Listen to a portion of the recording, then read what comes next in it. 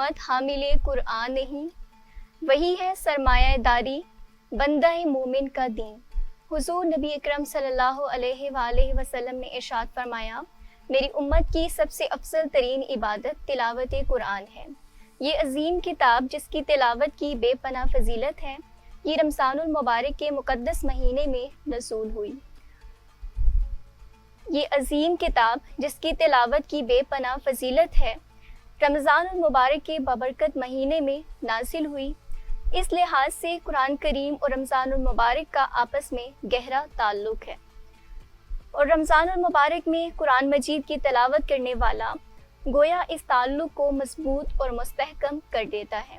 السلام علیکم ناظرین، میں ہوں آپ کی میزبان صدرا راؤ، اور ناظرین آج کا ہمارا جو موضوع ہے وہ ہے قرآن مجید، اور اس موضوع پر گفتگو کرنے کے لیے ہمارے ساتھ ہمارے مہمان ڈاکٹر مرتضیٰ مغل صاحب موجود ہیں۔ السلام علیکم سر۔ وعلیکم السلام۔ کیسے ہیں آپ سر؟ اللہ کا شکر۔ جی سر، آج کا ہمارا موضوع ہے قرآن مجید جی، اور قرآن پاک کی فضیلت کیا ہے، اور اس نعمت پر ہم اللہ پاک کا شکر کیسے ادا کر سکتے ہیں۔ بسم اللہ الرحمن الرحیم۔ رب اشرح لی صدری ویسر لی امری واحلل عقدۃ من لسانی یفقہوا قولی۔ بہت شکریہ۔ سب سے پہلی بات تو اللہ پاک نے خود فرمایا ہے کہ شہر رمضان الذی انزل فیہ القرآن، یہ رمضان کا جو بابرکت مہینہ ہے، اس کی فضیلت ایک تو روزے رکھتے ہیں، لیکن وہ سارا کہا کہ لعلکم تتقون، تاکہ تم تقوی دار ہو جاؤ، پرہیزگار ہو جاؤ، اللہ کی حدود کو پہچاننے والے ہو جاؤ۔ تو اس مہینے میں جو اصل بات ہے جو اللہ پاک قرآن مجید میں بیان کرتے ہیں، جو حضور کی سنت سے پتہ چلتی ہے صلی اللہ علیہ وسلم، وہ یہ ہے کہ اس میں قرآن نازل ہوا ہے۔ اس قرآن کے نازل ہونے کی، اس حق و باطل کے فرمودات کا پتہ چلنے کی، ٹھیک ہے جی، اس کا ہم شکریہ ادا کرتے ہیں۔ اور قرآن کی جو میں آیت پڑھ رہا ہوں، شہر رمضان الذی انزل فیہ القرآن، یہ جا کر وہیں ختم ہوتی ہیں کہ وَلَعَلَّكُمْ تَشْكُرُونَ، کہ جو نعمت آپ کو اللہ نے دی ہے، جو خیر و برکت اس میں رحمتیں رکھی ہیں، ان کو سمیٹو اور اس کا شکریہ ادا کرو۔ اور وہ شکریہ کیسے ادا ہو سکتا ہے؟ میں ایک انسان ہوں، آپ ایک خاتون ہیں، ہمیں اللہ تبارک و تعالیٰ نے ایک جسم دیا ہے۔ وہ جسم چاہے کتنا ہی کسی کا خوبصورت ہو، تو اگر اس کے دماغ کی کوئی ایک آدھ رگ الٹی سیدھی ہو جائے تو وہ پاگل کہلائے گا، اس کو پھر کوئی بندہ خوبصورت انسان، اچھا آدمی نہیں کہے گا، وہ پاگل ہوگا۔ یعنی کہ مجھ میں دماغ ہے، عقل ہے، تو میں قابل قبول ہوں، میری تمام خوبیاں قابل قبول ہیں، نہیں تو میں پاگل۔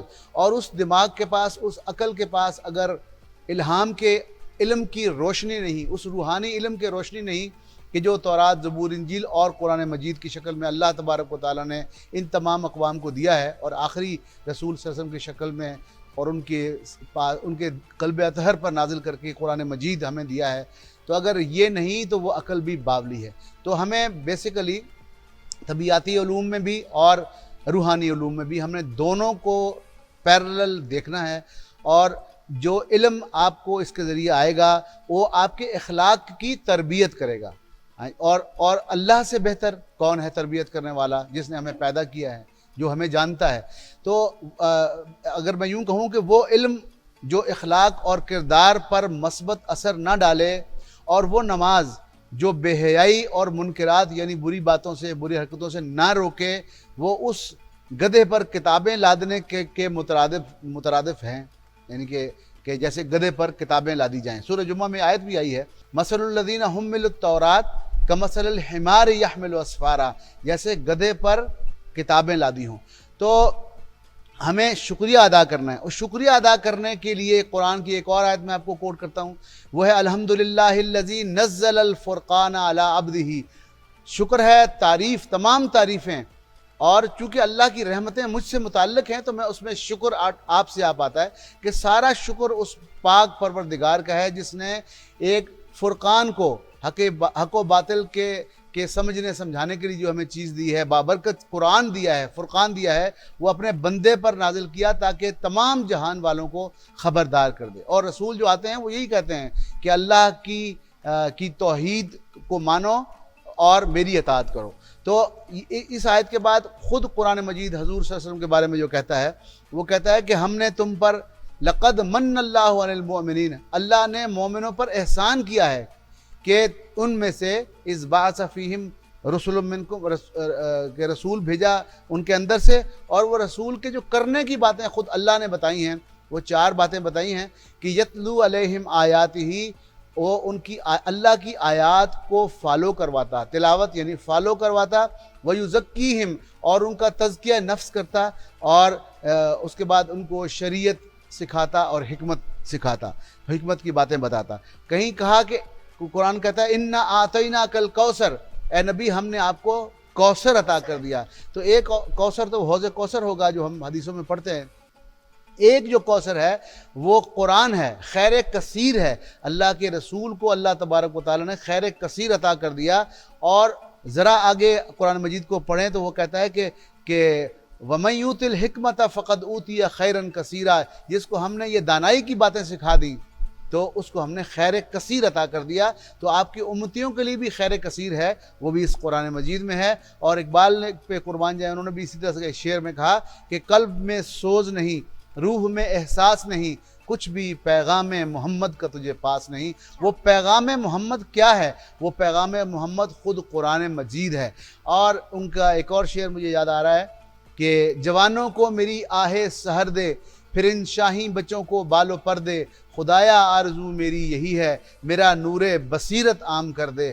علامہ کا نور بصیرت بھی قرآن تھا، اور ہمارا بھی نور بصیرت قرآن ہی ہونا چاہیے۔ کیوں کہ خود قرآن کہتا ہے قل هل يستوي الاعمى والبصیر، یہ قرآن جاننے والے آنکھوں والے ہیں، کیا یہ آنکھوں والے اور اندھے برابر ہو سکتے ہیں؟ یعنی کہ قرآن مثال کے طور پر یہ کہتا ہے کہ آنکھوں جاننے والے قرآن کو وہ آنکھوں والے ہیں، اور جو نہیں جانتے وہ اندھے ہیں، نابینے ہیں۔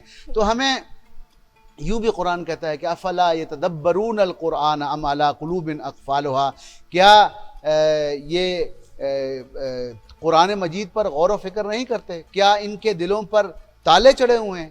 تو علامہ اقبال کا ایک اور شعر ذہن میں آیا کہ خرد نے کہہ بھی دیا لا الہ تو کیا حاصل، دل و نگاہ مسلمان نہیں تو کچھ بھی نہیں۔ یہ عقل نے اگر لا الہ کہہ بھی دیا تو کیا مسئلہ، کیا اس کے مطلب ہے؟ اگر آپ کا دل اور نگاہ مسلمان ہے، یعنی کہ قرآن کی ٹون میں یہ بات ہے کہ آپ کا اللہ جو ہے ہوا یعلم خائنۃ الاعین وما تخفی الصدور، وہ تمہاری آنکھوں میں جو خیانتیں ہیں ان کو بھی جانتا، دلوں میں اٹھنے والے خیالات سے بھی واقف ہے۔ تو وہ کہتا ہے کیا وہی نہیں جانے گا؟ ہاں جی، الا یعلم، کیا وہ نہیں جانے گا جو کہ خود خلاق ہے، جو کہ خود علیم ہے، جو جاننے والا ہے، کیا وہی نہیں جانے گا؟ جس نے تم کو پیدا کیا ہے وہ تمہاری باتوں کو نہیں جانے گا؟ تو خدا تجھے کسی طوفان سے آشنا کر دے کہ تیرے بحر کی موجوں میں اضطراب نہیں، تجھے کتاب سے ممکن نہیں فراغ تو کیا، کتاب خواہ ہے تو صاحب کتاب نہیں۔ ہم نے آج کیا کیا ہے کہ اس قرآن کو لے کر جو کہ ہمیں سمجھانے کے لیے آیا تھا، ہمیں اس کتاب سے ہدایت لینی تھی، ہم نے اس کتاب کی آیات سے قرآن خوانیاں شروع کر دی ہیں، اور بہت سے مختلف ثواب حاصل کرنے کے طریقے شروع کر دیے۔ تو ہمیں بیسیکلی اس قرآن مجید کو ہدایت حاصل کرنے کے لیے، خدا کی ہدایت حاصل کرنے کے لیے ہی اختیار کرنا چاہیے۔ اور ہمیں چند باتیں غور سے اپنے اس کے قرآن کے بابت اپنے ذہن میں لانی چاہیے۔ قرآن فرماتا ہے، ایک چند آیات ہیں، 6-7 آیات میں آپ کو ایک گفٹ کرتا ہوں، آپ سب قرآن مجید میں لکھی ہوئی ہیں، میں تو صرف اس کا کمپائلر ہوں، اور جو مجھے بات سمجھ میں آئی میں آپ کے سامنے پیش کرتا ہوں، ہم اور آپ اس لیے بیٹھے ہیں۔ تو پہلی بات جو آیت جو یاد رکھنے کی ہے وہ ہے کہ لقد انزلنا الیکم کتابا، کہ ہم نے لازماً ہے کہ ضرور ہم نے تمہارے اوپر ایک نازل کی ہے کتاب، فیہ ذکرکم افلا تعقلون، اس میں تمہارا ہی ذکر ہے، انسانوں تمہارے بابت بات کی ہے، یہ تمہارا ہی مینول ہے۔ تو ٹویوٹا کمپنی جب گاڑی بناتی ہے تو وہ ٹویوٹا کی گاڑی کو سب سے بہتر جانتی ہے، اس کے اندر ساتھ مینول دیتی ہے۔ اللہ نے مجھے تخلیق کیا ہے، اس کل جہان کو تخلیق کیا ہے انسانوں کے، تو وہ بہتر جانتا ہے کہ اس کا کیا کرنا ہے، اس کے کیا معاملات ہیں۔ تو پہلی بات تو یہ یاد رکھنی چاہیے۔ دوسرا قرآن مجید دوسری آیت جو قرآن مجید کہتا ہے، بہت سی آیات ہیں لیکن ہم 5-7 پہ بات کرتے ہیں کہ ان ھذا القرآن یہدی للتی ہی اقوم، یہ قرآن ہے جو بالکل سیدھا بلکہ پنجابی میں کہتے ہیں کہ سیدھا تیر، بالکل سیدھا راستہ دکھاتا ہے، بالکل سیدھا راستہ. یہ اس پر ہمیں ایمان ہونا چاہیے کہ ہم نے اگر سیدھا راستہ حاصل کرنا ہے، اہدنا الصراط المستقیم پہ جانا ہے، تو پھر ہم کو قرآن سے رابطہ کرنا پڑے گا، اسی کے سامنے سرنگوں ہونا پڑے گا، اسی کے لیے اسی سے ہدایت حاصل کرنے کی کوشش کرنی پڑے گی. اور تیسری آیت، کتاب انزلنا الیک، اے نبی ہم نے آپ پر یہ کتاب نازل کی ہے لتخرج الناس من الظلمات الی النور. انسانوں میں مسلمانوں نہیں کہہ رہا، انسانوں، اگر آپ کو گمراہی کے اندھیروں سے حق کے نور کی طرف نکلنا ہے، اس کا کوئی اور ذریعہ نہیں، اس کا ذریعہ اس آیت کے مطابق صرف قرآن ہے. اور اگلی آیت، چوتھی نمبر آیت جو ہے وہ ہے کہ کتاب انزلناہ الیک، یہ کتاب ہم نے اے نبی صلی اللہ علیہ وسلم آپ پہ نازل کی ہے، مبارکن، یہ بابرکت کتاب ہے. کیا کس لیے نازل کی ہے؟ مشن بتایا جا رہا ہے، لیدبروا آیاتہ ولیتذکر اولو الالباب، اس پر غور و فکر کرو، اور جو صاحب عقل ہیں، صاحب فکر ہیں، وہ اس کے اندر غوطے لگائیں اور اس سے موتی حاصل کریں.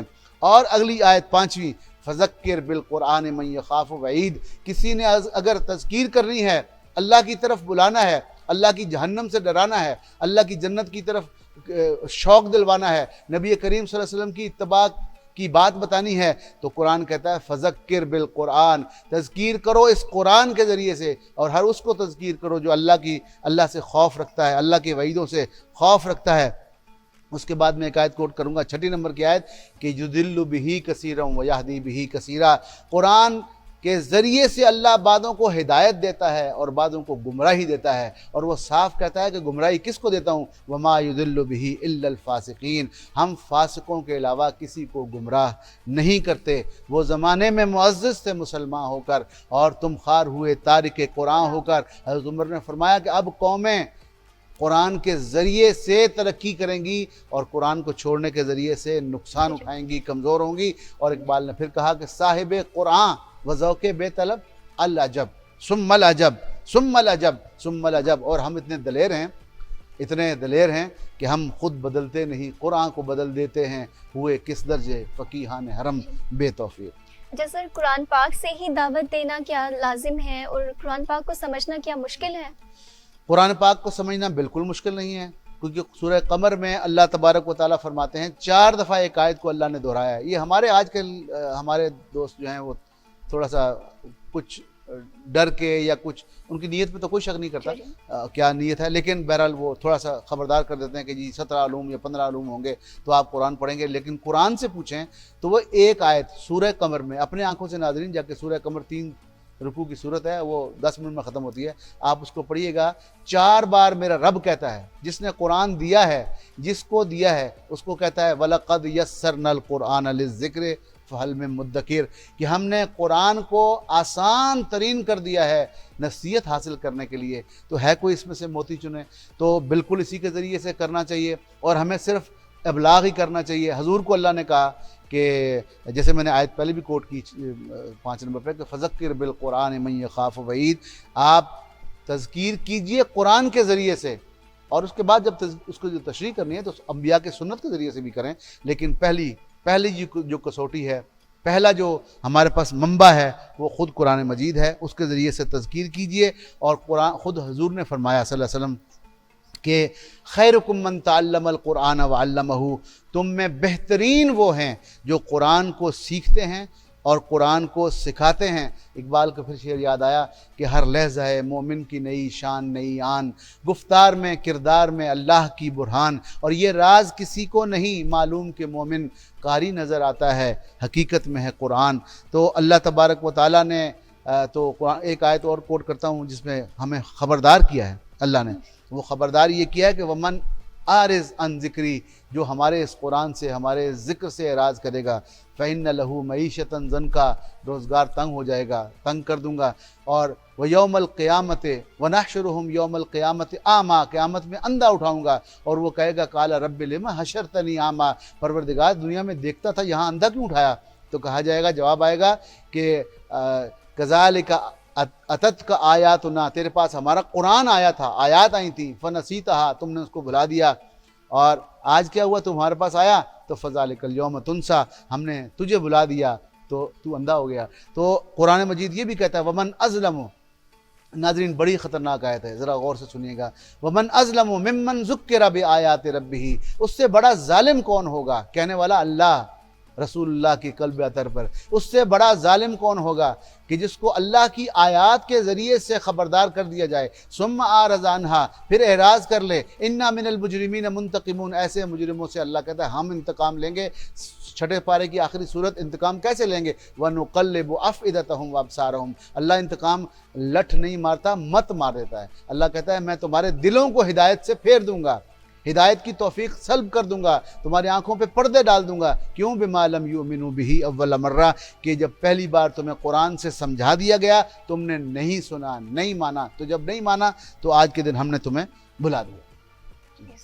سر ہمارا جو ہے پروگرام اب اختتام پذیر ہونے لگا ہے, تو سر ہمیں آج کی دعا بتا دیجیے. جی آج کی دعا بالکل ہم کرتے ہیں, پیش کرتے ہیں. سب سے پہلے تو مجھے ایک شعر یاد آ گیا. اب جس قرآن ہم نے پیش کر دیا ہم پیش کر سکتے ہیں, ہم طالب علم ہیں, ہم عالم بھی نہیں ہیں. ہم اپنے عالموں کو کہتے ہیں کہ قرآن مجید سے اور انبیاء کی سنت سے میری قوم کے لوگوں کو جگائیے, ان کو قرآن کے ذریعے سے ان کا تزکیہ کیجئے, ان کا کردار بنائیے, اور ان کو اللہ کی راہ کی طرف لائیے. ٹھیک ہے جی. اور اس کے بعد میں یہ یہاں پہ ہم یہ ختم یوں کرتے ہیں کہ اب جس کے جی میں آئے وہی پائے روشنی, ہم نے تو دل جلا کے سر عام رکھ دیا. رمضان کے مہینے کی ریکارڈنگ ہے, ہم اس میں آپ کے توسط سے ہر پروگرام کو وائنڈ اپ جب کرتے ہیں تو ہم اس میں ایک دعا کے ذریعے کرتے ہیں. تو آج کی ہماری دعا یہ ہے کہ ربنا لا تزغ قلوبنا, اے رب ہمارے دلوں کو ہدایت سے نہ پھیرنا. لا تزغ قلوبنا, یہ دعا ہمارے اسکرین پہ بھی چل رہی ہوگی ترجمے کے ساتھ, آپ اس کو یاد کیجئے, آپ اس کو پڑھیے اور اس ٹون میں پڑھیے جو کچھ ہم سمجھیں. باقی اب علماء کی تفاسیر پڑھ کر آپ اس سے مزید ہدایت حاصل کیجئے کہ ربنا, اے رب ہمارے, لا تزغ قلوبنا, ہمارے دلوں کو ہدایت سے نہ پھیرنا, بعد اذ ہدیتنا, یہ اس کے بعد کو تو ہمیں قرآن کے ذریعے سے محمد رسول اللہ کے احکام صلی اللہ علیہ وسلم کے احکامات کے ذریعے سے ہدایت دے چکا. وَهَبْ لَنَا مِن لَّدُنْكَ رَحْمَةً, اور ہمیں اپنے پاس سے, خاص اپنے پاس سے ہمیں رحمتیں عطا فرما. إِنَّكَ أَنْتَ الْوَهَّابُ, کہ تو بہترین عطا کرنے والا ہے, تو بہترین عطا کرنے والا ہے. تو ہم جب بھی اللہ سے دعا کریں, میں اپنی ہر بات میں یہ کہتا ہوں کہ اللہ کے ناموں کے ذریعے ضرور پکاریے, 100 بار پڑھیے, 1000 بار پڑھیے, قرآن کو پڑھیے, سب کچھ کیجئے, لیکن جب اللہ سے مانگیے تو ڈائریکٹ مانگیے, وہ سنتا ہے, وہ جواب دیتا ہے. جو کچھ مانگنا ہے اس کی تعریف کرنے کے بعد اس سے ڈائریکٹ مانگیے کہ ربنا لا تزغ قلوبنا بعد اذ ہدیتنا وہب لنا من لدنک رحمہ انک انت الوہاب, وہ ضرور عطا کرے. جی ناظرین, قرآن مجید پہ جتنی بات کی جائے وہ کم ہے اور اس کی فضیلت بے پناہ ہے. جی ناظرین, ہمارے پروگرام کا وقت اس وقت اختتام پذیر ہو چکا ہے. اپنی میزبان سدرا راؤ کو دیجیے اجازت. اللہ حافظ. دیکھتے رہیے چینل 51.